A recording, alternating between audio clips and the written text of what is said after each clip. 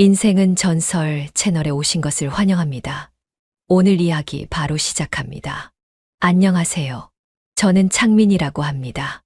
서울 근교에서 작은 디자인 사무실을 운영하며 조용히 살아가는 평범한 남자예요.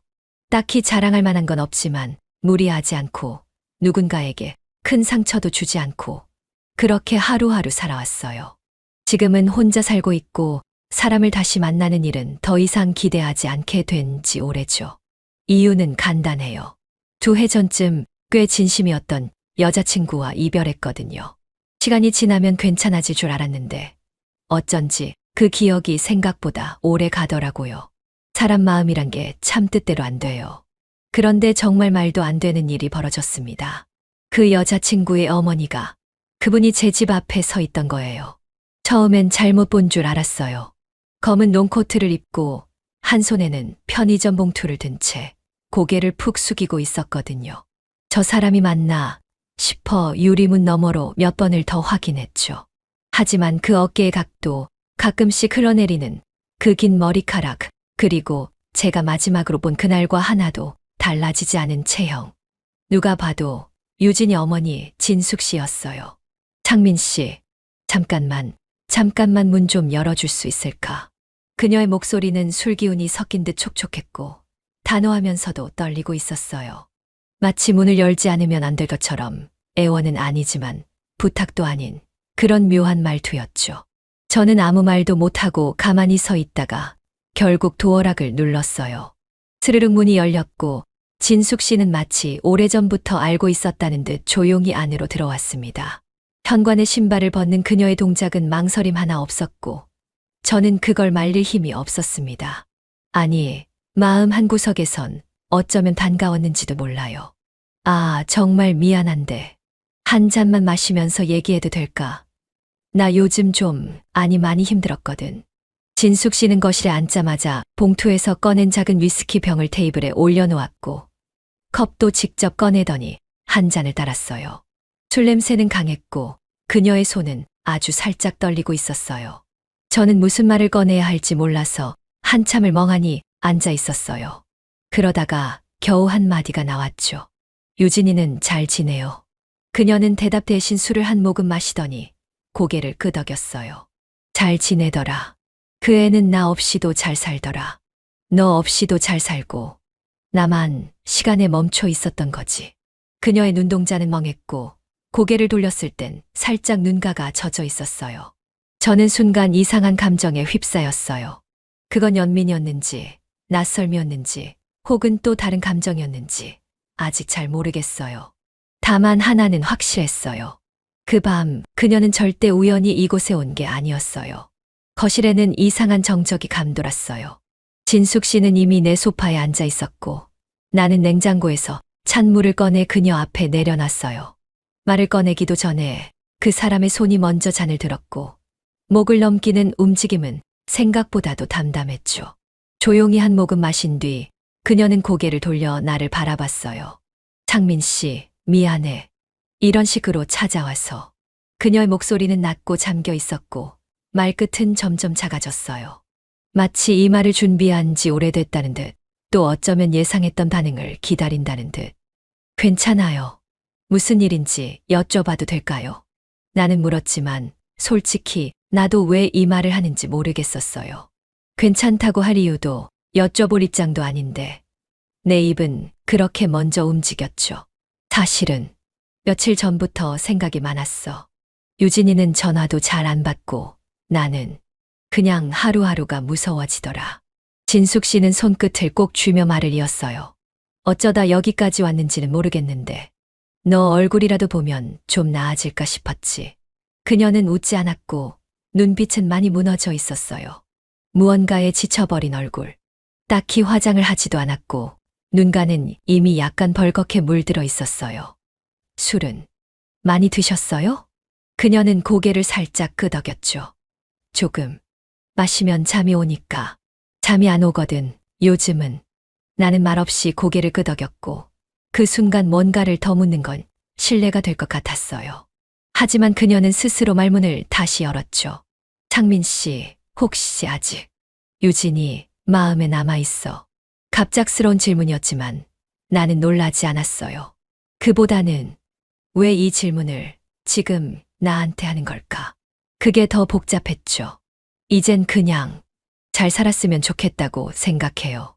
그게 다예요. 나는 최대한 무심하게 짧게 대답했어요. 그 말이 사실인지 아닌지는 나도 확신할 수 없었지만요. 진숙 씨는 그 말을 듣더니 작게 숨을 쉬었어요.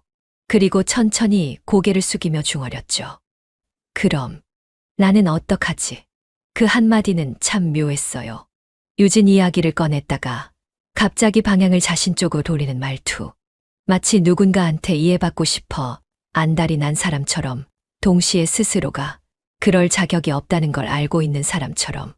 그녀는 소파에 기대고 나는 식탁 끝에 걸터 앉은 채 아무 말 없이 시간을 보냈어요. 밖에는 조용히 비가 내리기 시작했고 그 빗소리는 이상하리만큼 익숙하고 무거웠죠. 그 순간 나는 느꼈어요. 그녀가 지금 여기에 있다는 게 단지 위로받고 싶어서만은 아니라는 걸요.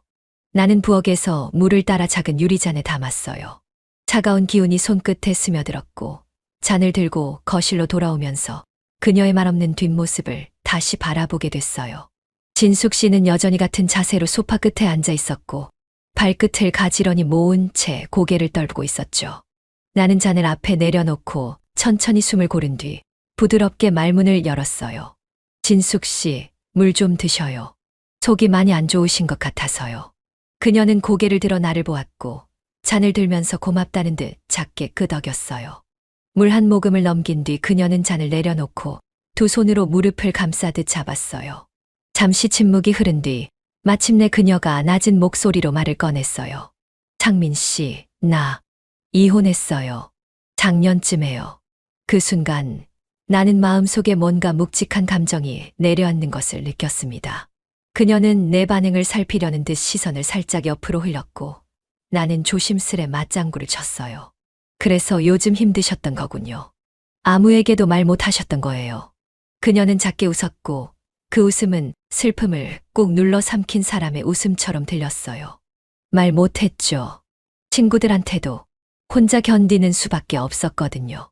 그녀의 말은 단호하면서도 무너져 있었고 그 안에 꽁꽁 싸매진 외로움이 느껴졌습니다. 나는 다시 말을 잇기 전 잠시 눈을 감았어요. 무슨 말을 해도 그 마음을 다 감싸줄 수 없다는 걸 알았기에 조심스러웠어요. 하지만 그녀는 멈추지 않고 말을 이었고 술 기운이 조금씩 감정의 벽을 허무는 듯했어요. 처음엔 밤에만 조금씩 마셨는데요. 어느 날부터 낮에도 손이 떨리더라고요. 그러고 나니까 더 마시게 되더라고요. 그녀는 고개를 숙인 채 천천히 손등으로 눈가를 문질렀습니다. 나는 손을 뻗어 그녀 앞에 티슈를 건넸어요. 그녀는 티슈를 들고도 한참 동안 아무 말이 없었고 방 안은 적막했어요. 그러다 문득 그녀가 입술을 꼭 다물고 있다가 목소리를 낮춰 말했어요. 그래도 오늘은 이상하게 창민 씨 얼굴이 떠오르더라고요.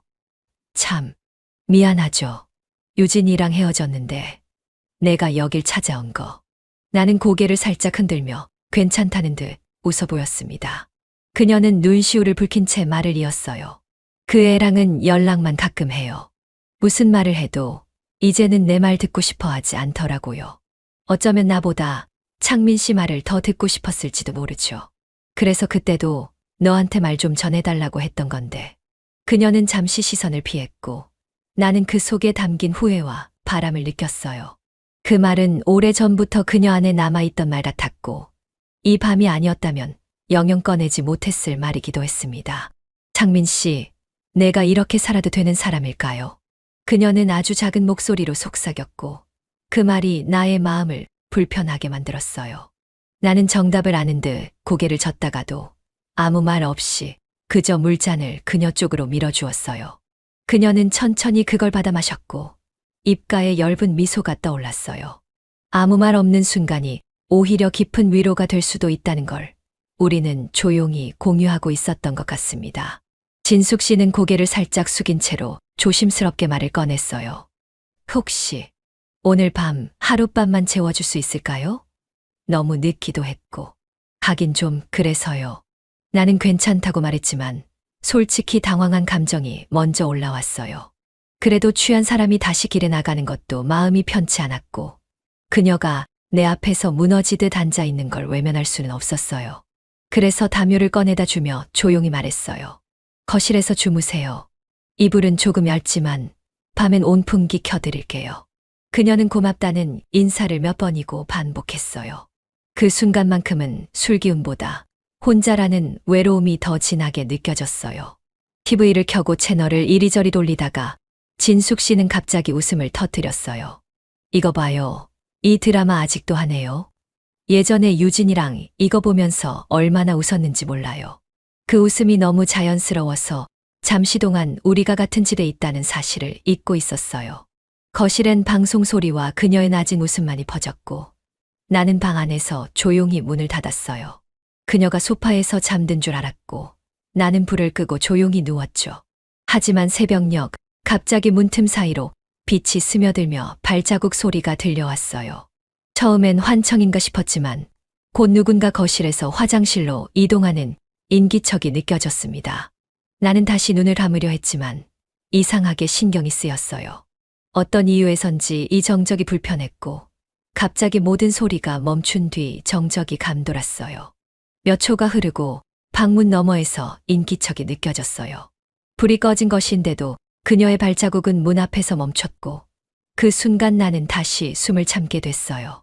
정확히 말하면 진숙 씨는 내 방 문 앞에 서 있었고, 문에 기댄 채 말없이 있었다는 걸 알 수 있었어요. 그녀는 아무 말도 하지 않았고, 나는 방 안에서 그대로 누운 채 가만히 숨을 죽였어요. 혹시 문을 두드리려는 걸까? 그냥 바람처럼 서 있다 사라질까? 수없이 상상했어요. 그러다 조용히 발걸음이 뒤로 물러섰고, 그녀는 다시 거실로 돌아간 것 같았어요. 그 이후 나는 좀처럼 다시 잠들 수 없었고, 머릿속에는 그녀의 정적만이 반복됐어요. 그 시간이 길진 않았을 텐데, 내겐 한밤을 통째로 흔들 만큼 묘한 기분을 남겼습니다. 나는 눈을 감고 누워 있었어요. 오늘은 뭔가 기묘했거든요. 진숙 씨가 내 집에 있다는 게 아직도 익숙하지 않았고, 이상하게 내 방 쪽으로 자꾸 시선이 향했죠. 그러다 문이 스르륵 열리는 소리가 들렸고, 고개를 들기도 전에 딸깍 하는 잠금 소리가 귓가에 꽂혔습니다. 진숙 씨였어요. 그녀는 조용히 문을 닫고 안으로 들어왔고, 그대로 문에 등을 붙인 채 나를 바라봤어요. 조명이 꺼져 있었지만 희미한 실루엣으로도 그 표정은 충분히 느껴졌어요. 창민 씨 불 끄고 누운 거예요. 그 말투가 평소랑 달랐어요. 술기운 때문인지 아니면 뭔가 결심한 얼굴인지 모르겠지만 말투가 부드러웠고 숨소리도 가까워졌죠. 잠깐만 여기 앉아도 되니? 나는 대답을 하지 않았습니다. 그런데 그녀는 허락도 없이 조심스럽게 침대 모서리에 앉았고 무릎이 이불을 살짝 눌렀어요. 나와는 눈을 마주치지 않은 채 고개를 숙이고 손가락을 꼼지락거리기 시작했어요. 혼자 있기 너무 무서웠어. 그냥 따뜻한 사람 옆에 있고 싶었어. 그녀는 나를 흘끔 쳐다봤고 그대로 이불 위에 무릎을 올리며 천천히 몸을 이쪽으로 옮겼어요. 나는 순간적으로 숨이 막혔어요. 침대가 가볍게 눌렸고 그녀의 체온이 이불을 타고 내 쪽으로 스며들고 있었어요. 진숙 씨, 그러지 마세요. 지금 이거. 말을 제대로 끝내기도 전에 그녀는 내 팔을 감싸며 낮게 말했어요. 아니에요. 나도 알아요. 이건 하면 안 되는 거. 근데 지금 아니면 나 진짜 무너질 것 같아서 그래. 그녀의 손이 내 가슴에 닿았고 숨결이 가까워졌어요. 이불 아래로 들어온 그녀의 다리 한쪽이 내 다리를 가볍게 누르며 들어왔고 머리칼이 내 턱에 닿았을 때 나는 더 이상 피할 수 없다는 걸 알았습니다. 오늘은 그냥 말없이 있어줘요. 내 말 안 해도 되니까. 그냥 가만히 있어줘요. 그녀는 팔을 내 목 뒤로 넘기고 이마를 내 어깨에 대며 작게 떨었어요. 그 떨림이 나를 움찔하게 했고 그 순간 그녀가 내 옆에 완전히 몸을 붙이면서 속삭였어요. 그 애, 너한테 참 많이 기대했었지. 그래서인지 난 지금 내 곁에 있고 싶은 거야. 그녀는 갑자기 얼굴을 들고 입술을 가져다 댔어요. 나는 피하려 했지만 이미 그녀의 한 손이 내 뺨을 잡고 있었고 입술은 부드럽고 뜨겁게 눌려왔어요. 아주 천천히, 아주 집요하게. 나는 이건 아니야 라고 말하려 했어요. 근데 입이 열리지 않았습니다. 그녀의 입술이 다시 내려와 내 턱을 훑었고 숨결이 가슴께를 가르며 흘렀어요. 괜찮아요. 오늘만 그래요. 그게 그렇게 큰 죄예요? 그녀는 내 셔츠 단추를 한 개 풀었고 손가락을 안으로 밀어넣으며 조용히 눌렀어요. 나는 무언가를 붙잡으려 했지만 내 손은 이미 그녀의 등을 감싸고 있었어요. 창민 씨, 싫어요? 그 질문에 나는 고개를 돌렸어요. 입술이 다시 붓고 그 위로 숨결이 엉켰고 몸은 너무 가까웠어요. 단추가 하나씩 풀릴 때마다 그녀는 더 낮은 숨을 쉬었고 나는 아무 말도 할 수 없었습니다. 그녀는 천천히 몸을 눕히며 나를 끌어당겼고 이불 위에 그 짧은 거리마저도 이제는 넘지 못할 장벽이 아니게 되었어요. 그 순간 나는 그 감정이 외로움인지 탐욕인지 구별할 수 없었어요. 그녀가 나를 안았고 나는 움찔하다가도 그대로 멈췄어요. 가슴 위로 올라온 그녀의 손이 심장을 누르듯 내려왔고 이불 아래는 조용히 그리고 확실하게 무너져 내리고 있었어요. 그날 밤 나는 절대 해서는 안 되는 선택 앞에서 침묵했고 그녀는 조용히 문을 잠갔습니다. 우리는 아무 말 없이 선을 넘었어요. 아침이 되자 방 안은 어색한 정적에 잠겨 있었어요. 커튼 틈으로 스며든 햇빛이 이불 위로 내려앉았고 그 틈에서 조심스럽게 몸을 일으켰어요. 한쪽 구석엔 어젯밤 벗어둔 셔츠가 쭈그려져 있었고 내 발끝은 그 옆을 멈칫하다 지나쳤습니다. 거실로 나와보니 진숙 씨는 보이지 않았고 대신 식탁 위엔 어지럽게 흩어진 컵과 베개 그리고 텅 빈 소파만이 덩그러니 놓여 있었어요. 부엌 쪽에서 소리가 났고 나는 조용히 고개를 돌렸어요. 진숙 씨는 앞치마를 두른 채 달걀을 풀고 있었고 마치 아무 일도 없었던 사람처럼 허리를 곧게 펴며 조용히 말했죠. 일어나셨네요. 냉장고에 있던 김치로 국 끓이려고요. 괜찮죠? 나는 잠깐 입을 다물었고 그 상황이 믿기지 않아서 잠시 멈춰섰어요. 그녀는 뒤돌아 나를 보며 살짝 웃었고 그 표정엔 전날의 어떤 감정도 남아있지 않은 듯했어요. 그게 더 낯설었고 동시에 더 혼란스러웠어요. 어제 일은 내가 말문을 열자 그녀는 재빨리 말을 끊었어요. 잊어줘요. 나도 무슨 생각이었는지 모르겠어요. 그냥 잠깐 약해졌던 거예요. 그녀의 말은 단호하지 않았고 오히려 자기를 다독이는 말투였어요. 내가 느끼기엔 그 밤의 기억이 그녀에게도 가볍진 않았을 텐데 이렇게 쉽게 덮으려는 태도가 조금 서운했죠. 식탁 의자에 앉으며 나는 조심스레 그녀를 바라봤어요. 그녀는 뚝배기에 김치국을 부으면서도 고개를 들지 않았고 그저 조용히 국자질을 반복했어요. 진숙 씨, 어제 그게 그냥 그런 일이 아니잖아요. 내 말에 그녀는 조용히 웃었고 허공을 보며 중얼였어요. 그래요. 근데 우리 그런 얘기까지는 하지 말자고요. 그녀의 말투는 여전히 부드러웠고 어쩌면 더 단호했어요. 그렇게 말해놓고 그녀는 다시 내 쪽으로 고개를 돌리며 말했죠. 식사해요. 김치국 맛있게 끓였어요. 나는 아무 말 없이 숟가락을 들었고 그녀가 앉는 순간 식탁 위로 김칫국 냄새가 퍼졌어요.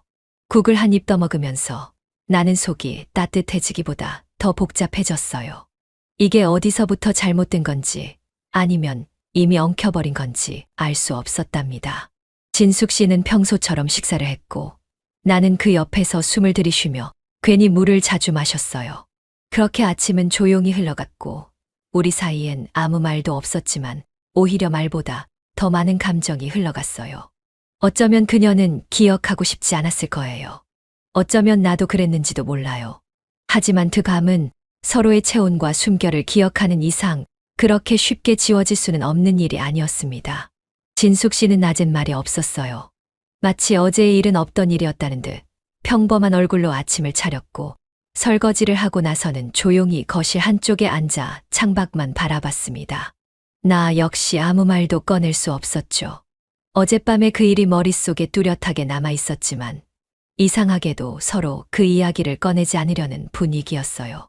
그건 무서움이기도 했고 어쩌면 더 큰 혼란을 피하기 위한 선택이었을지도 몰라요. 하루가 그렇게 조용히 흘러갔고 해가 지기 시작하면서 다시 긴장이 스멀스멀 몸에 차올랐어요. 밤이 되자 진숙 씨는 다시 내 옆에 앉았어요.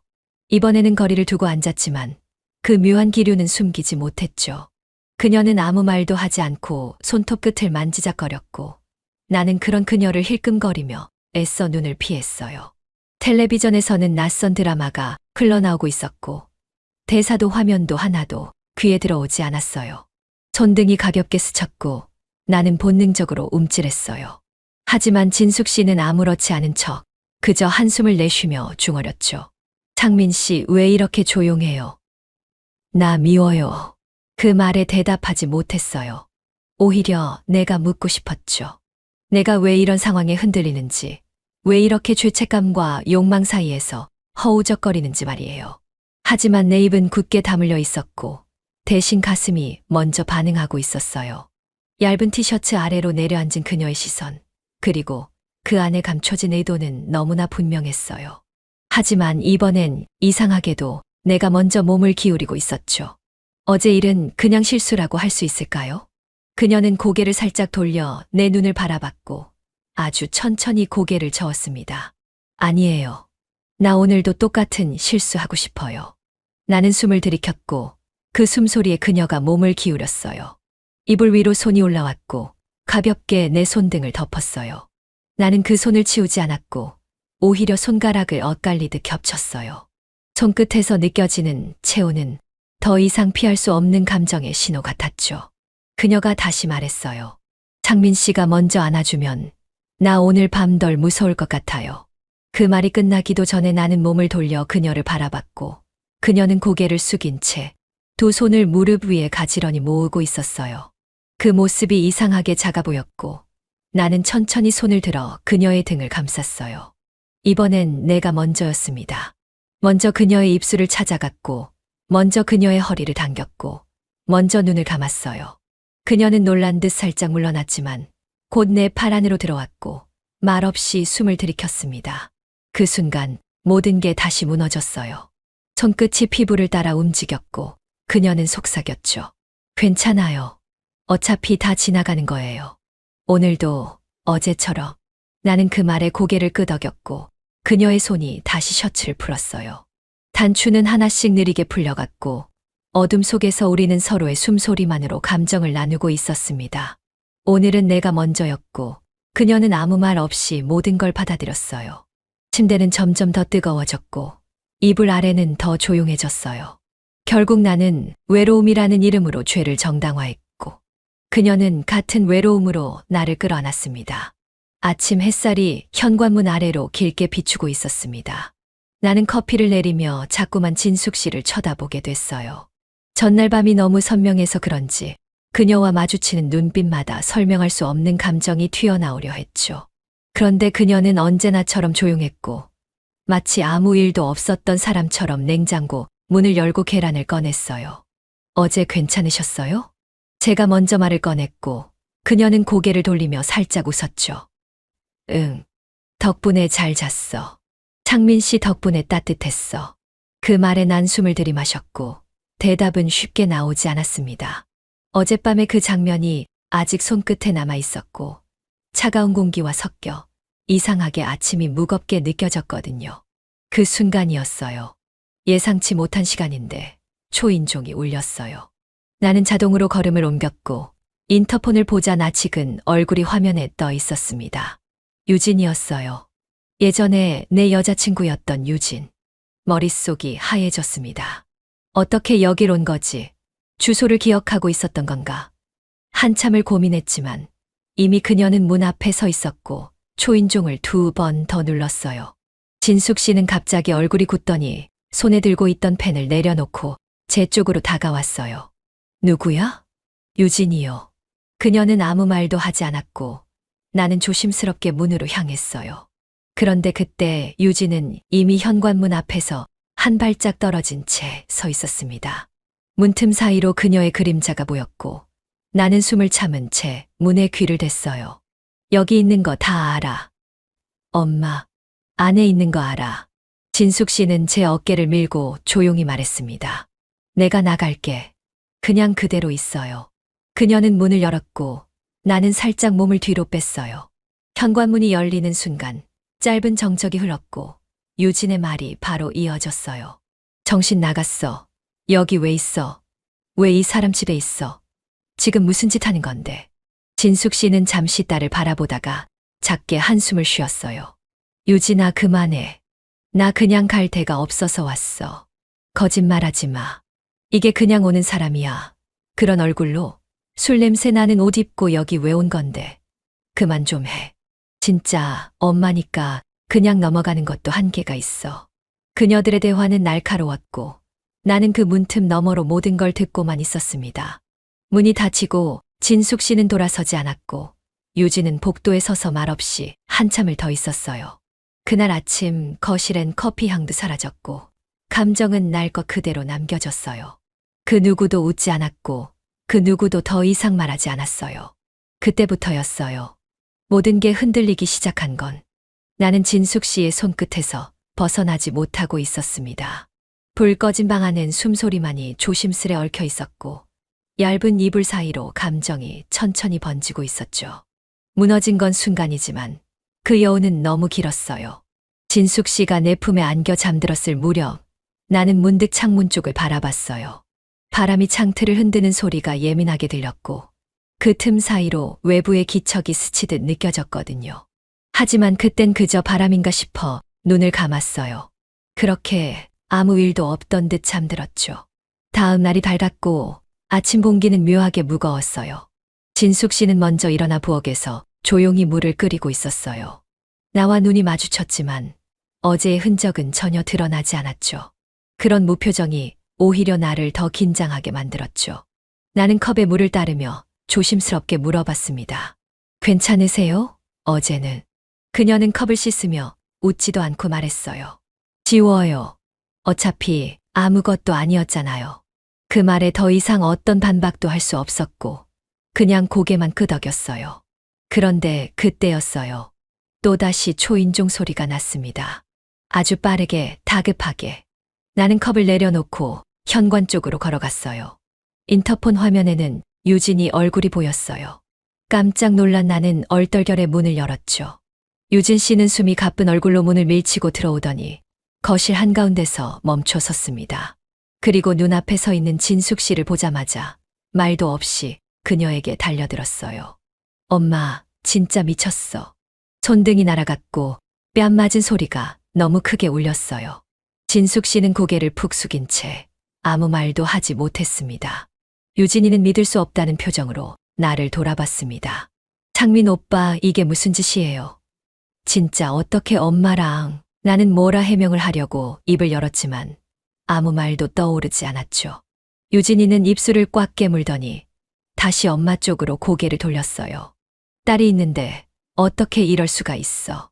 아빠랑 이혼했다고 이게 진짜 말이 돼.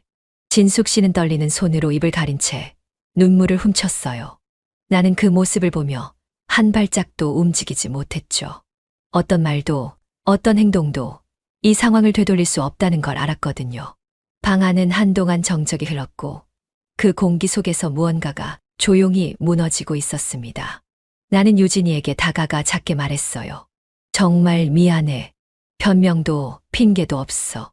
그저 어쩌다 보니. 하지만 그 순간 유진 씨가 날카롭게 외쳤어요. 그 어쩌다가 사람 하나를 무너뜨린다고. 그런 말 쉽게 하지 마. 그녀는 떨리는 숨을 몰아쉬며 고개를 돌렸고 문을 세게 닫으며 나가버렸습니다. 남겨진 우리는 그 문 소리 하나에도 고개를 들 수 없었어요. 그날 선은 3번이나 넘었고 결국엔 딸에게 들키고 말았어요. 나는 그날 이후로 집에 제대로 있지 못했습니다. 현관문만 봐도 가슴이 철렁 내려앉았고 유진의 눈동자에 담긴 경멸이 아직도 가슴 한가운데에서 얼어붙은 채였거든요. 진숙 씨는 방에 틀어박혀 나오지 않았고 그 사이 유진은 아빠에게 전화를 걸었던 모양입니다. 그날 오후였어요. 모르는 번호로 전화가 왔고 저는 직감적으로 그 사람이 누군지 알아차릴 수 있었죠. 조용히 숨을 죽이며 전화를 받았고 낮고 무거운 목소리가 울려 퍼졌어요. 창민 씨 맞죠? 유진 아빠입니다. 잠깐 할 얘기 있죠. 그 말 한마디에 손끝이 얼어붙었고 저는 말없이 침을 삼켰습니다. 상대는 말하지 않아도 화가 치밀어 오르는 듯했고 감정이 묻어나는 숨소리가 이어졌죠. 우리 어른이잖아요. 이게 사람으로서 해도 되는 일이었는지 그거부터 생각 좀 해보세요. 저는 그 말에 대답조차 할 수 없었답니다. 모든 게 사실이었고 어떤 핑계도 변명도 비겁하게만 들릴 뿐이었죠. 전화를 끊고 나서 저는 아무도 모르게 짐을 싸기 시작했어요. 진숙 씨는 거실에 나와 조용히 앉아 있었고 저를 바라보지도 않았어요. 우리는 서로 눈을 피한 채 조용히 시간을 흘려보냈습니다. 저 잠깐 좀 다녀올게요. 저는 작은 가방 하나를 들고 현관을 나섰어요. 그리고 근처 여관으로 향했죠. 그곳은 익숙하지 않은 공기와 낯선 시트의 냄새가 나는 곳이었지만 이상하게 마음은 조금 편했어요. 누가 날 찾아오지 않을 곳, 누가 날 비난하지 않을 곳이었으니까요. 여관방 창문을 열어놓고 앉아 있으니 그동안 벌어졌던 일들이 조용히 흘러내렸어요. 잘못된 순간의 선택들이 이렇게 빠르게 무너져 내릴 줄은 몰랐습니다. 나는 모든 걸 받아들이기도 전에 벌써 도망치고 있었던 거죠. 여관방에 울리는 TV 소리조차 공허했어요. 그날 밤 나는 전등을 켠 채 잠들었고 한밤중에 불쑥 찾아올지도 모를 죄책감의 그림자를 조용히 기다리고 있었습니다. 아침 공기가 유난히 싸늘했습니다. 작은 여관방에 앉아 창밖을 멍하니 바라보다가 조용히 택배 박스를 열었죠. 문 앞에 놓인 그것, 처음엔 누가 보낸 건지도 몰랐어요. 그런데 손에 쥐어진 봉투 하나, 삐뚤빼뚤한 글씨로 제 이름이 적혀 있었어요. 그 순간 가슴이 턱 막히는 기분이었어요. 아무래도 진숙 씨였던 것 같아요. 편지지에는 향긋한 비누 냄새가 남아 있었고 그 냄새에 이상하게 눈이 시큰해졌어요. 저는 조심스레 편지를 펼쳤고 진숙 씨의 글씨가 고르지 않게 적혀 있는 걸 보자마자 한 줄도 넘기기 전에 가슴이 뻐근했었죠. 창민 씨, 나 많이 철없었죠. 그래도 그날 밤 당신 옆에 있었던 순간만큼은 거짓이 아니었어요. 나도 한 번쯤은 누군가에게 기대고 싶었어요. 읽는 내내 손끝이 떨렸습니다. 글자 사이로 번진 잉크, 거기엔 눈물이 섞여 있었는지도 몰라요. 글씨는 이어졌고 그녀의 마음이 조용히 전해졌어요. 나는 엄마로서도 여자로서도 실패했어요. 딸한테도 상처만 주고 당신한테도 멍청한 부탁만 했죠. 그런데 그날 밤 당신이 날 안아줬을 때 그게 뭐였는지는 몰라도 나는 살고 싶다는 생각을 처음 했어요. 저는 숨을 삼켰고 눈시울이 뜨거워졌습니다. 편지는 계속되었어요. 하룻밤만 안아주면 안 되냐고 말했던 건 정말 큰 용기가 필요했던 말이었어요. 당신이 거절했다면 나 자신을 더 미워했을지도 몰라요. 하지만 그날 당신은 아무 말 없이 나를 감싸줬죠. 난 그걸로 충분해요. 그 문장을 읽는데 눈물이 뚝 떨어졌습니다. 눈물 한 방울이 종이에 닿자마자 잉크가 퍼졌고 그 순간만큼은 아무런 소리도 나지 않았어요. 가슴이 조용히 무너지고 있었어요. 편지 마지막엔 이렇게 적혀 있었습니다. 지금은 떠나야 할 때 같아요. 나도 당신도. 하지만 언젠가 다시 누군가에게 안기고 싶을 때 내가 당신 곁에 있었다는 걸 기억해 줘요. 창민 씨는 따뜻한 사람이었어요. 저는 편지를 가슴에 안고 천천히 숨을 내쉬었어요. 그리고 아주 작게, 아주 조용히 중얼거렸습니다. 진숙 씨, 나도 사람이라서 잊지 못할 것 같아요. 그날 눈물이 흘렀고 아무도 보지 않는 여관방 안에서 저는 그냥 울었습니다. 그저 울 수밖에 없었어요. 며칠 후 나는 유진에게서 마지막 연락을 받았습니다. 그 말은 단호했고 냉정했어요. 다시는 엄마 얼굴 안 볼 거예요. 라는 문장이 문자로 찍혀 있었죠. 짧은 한 문장이었지만 그 안엔 상처와 분노, 실망이 고스란히 담겨 있었어요. 저는 그 메시지를 몇 번이고 읽으며 숨을 내쉬었고 다시는 회복될 수 없는 무언가가 끊어진 걸 느꼈어요. 진숙 씨는 그 이후 병원에 입원했습니다. 스스로 걸어 들어간 건 아니었고 유진의 아빠가 조용히 입원 절차를 밟았다고 들었어요. 상담 치료를 받기 시작했다는 얘기도 들었고요. 몸이 아픈 건 아니었지만 마음이 너무 망가졌다고 했어요. 저는 문득 우리가 건드려선 안 될 경계를 넘은 거라는 걸 그제야 또렷하게 실감했어요. 다 괜찮을 줄 알았거든요. 아니, 솔직히 말하면 그날 밤만 지나면 아무 일도 없던 것처럼 될 줄 알았어요. 누가 들어주는 것도 아니었지만 입 밖으로 내뱉지 않으면 견딜 수가 없었거든요. 감정은 그렇게 쌓여서 터지는 거니까요. 나는 회사에 사직서를 냈고 아무에게도 말하지 않은 채 도시를 떠났어요. 너무 많은 시선들이 거슬렸고 나 자신도 도무지 감당이 되질 않았거든요. 그날 이후 나는 진숙 씨에게 연락하지 않았습니다. 병원에 있다는 걸 알고 있었지만 찾아갈 용기는 없었어요. 그녀도 나를 찾지 않았어요. 그건 서로를 위한 마지막 배려였는지도 모르죠. 우리는 그렇게 아무 말 없이 모든 걸 없던 일로 만들어버렸어요. 다만 그게 정말 없던 일이 될 수는 없다는 걸 너무나 잘 알고 있었습니다. 거실엔 아직도 그녀가 놓고 간 머리핀 하나가 있었고 매번 그걸 볼 때마다 난 혼자 중얼였어요. 그냥 한 번만 안아달라는 말, 그게 그렇게 큰 죄였을까. 그러곤 그 말을 삼키듯 조용히 컵을 씻었어요.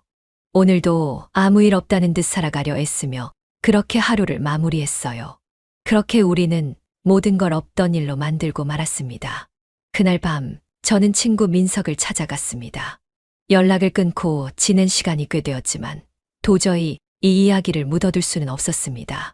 집 근처 포장마차에 앉아 맥주잔을 마주하고 나서야 겨우 숨을 고를 수 있었어요. 의외로 그는 아무 말 없이 제 얼굴을 바라보며 조용히 기다리고 있었어요. 그게 오히려 더 힘들었어요. 입을 떼는 순간 이 모든 걸 인정하게 되는 기분이 들었거든요. 나 정말 이상한 짓 한 것 같아. 제 목소리는 생각보다도 작았고 술 기운인지 감정 때문인지 가슴이 먹먹했어요. 민석은 말없이 고개만 끄덕였고 저는 맥주를 한 모금 마신 뒤 다시 입을 열었어요. 사랑은 아니었어. 근데 이상하게 너무 외로웠어.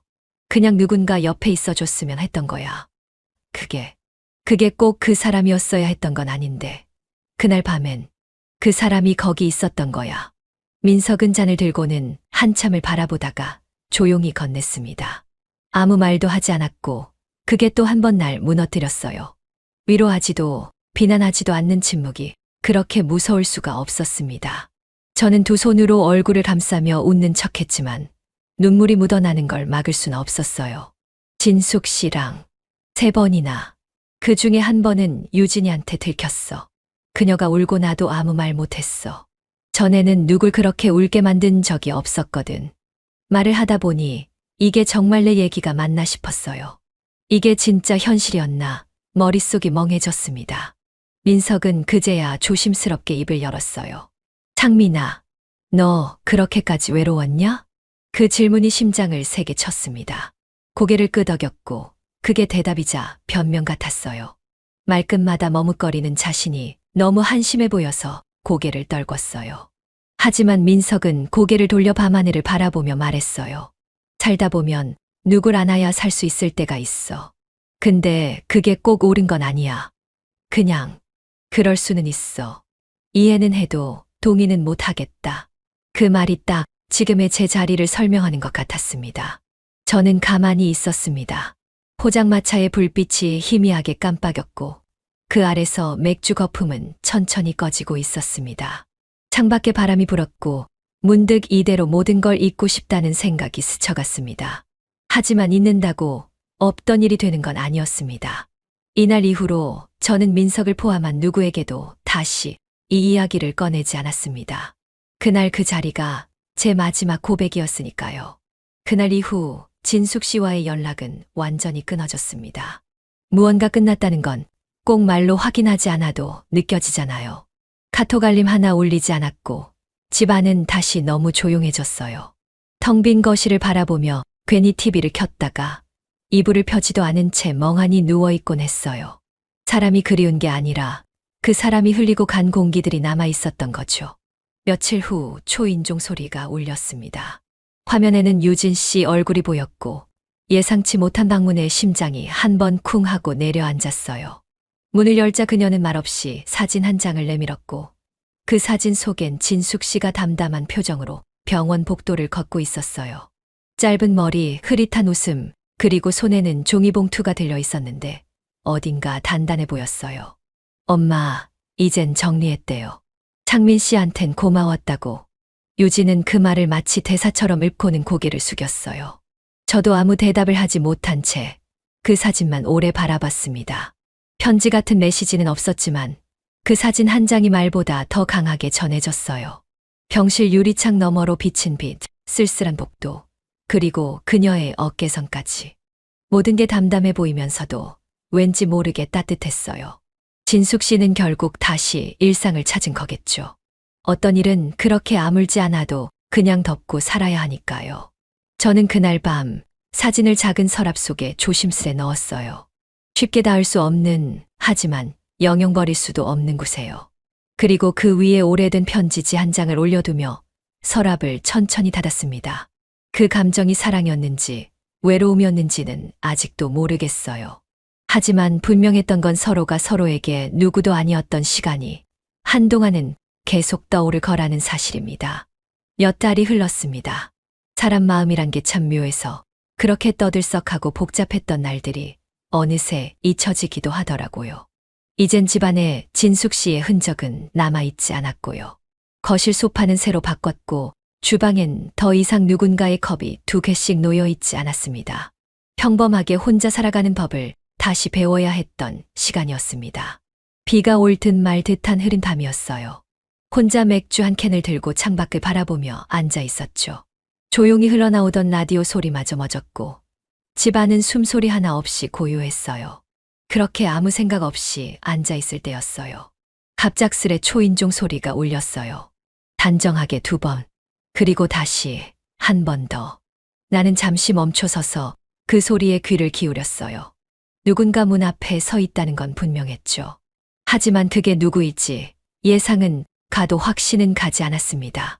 그 순간 심장이 조용히 내려앉는 느낌이었어요. 조명이 꺼진 현관 쪽은 어둠에 잠겨 있었고 내가 그곳을 향해 걸어가고 있다는 사실이 조금은 기묘하게 느껴졌습니다. 문에 다가가니 그 반대편에 분명 누군가의 기척이 느껴졌어요. 숨죽이고 기다리는 조심스러운 기운이요. 몇 초간 문 손잡이를 쥔 채 망설였고 심장은 뜻밖에도 빠르게 뛰고 있었어요. 혹시 또 그녀일까 하는 생각이 들었지만 그 어떤 말도 소리도 들려오지 않았습니다. 나는 조용히 고개를 들고 문을 바라봤어요. 인터폰 화면은 꺼져 있었고 기척은 점점 더 미세해졌습니다. 초인종 소리는 다시 울리지 않았고요. 손잡이를 쥐고 있는 손끝이 서서히 차가워졌습니다. 잠시 후 나는 아주 천천히 입을 열었어요. 이번엔 열지 않을 거예요. 그 말은 스스로에게 하는 말 같았어요. 다시는 같은 실수를 반복하지 않겠다고, 그 감정에 또 무너지지 않겠다고, 나 자신에게 경고하는 듯한 속삭임이었죠. 잠시 서 있던 나는 조용히 손을 떼고 거실로 돌아왔고 컵에 남은 맥주를 한 모금 삼켰어요. 모든 감정이 다 사라진 건 아니에요. 죄책감도 후련함도 여운도 남아 있었죠. 하지만 지금 이 순간 나는 문을 열지 않았습니다. 그리고 그것이 내가 선택한 그 뒤였습니다.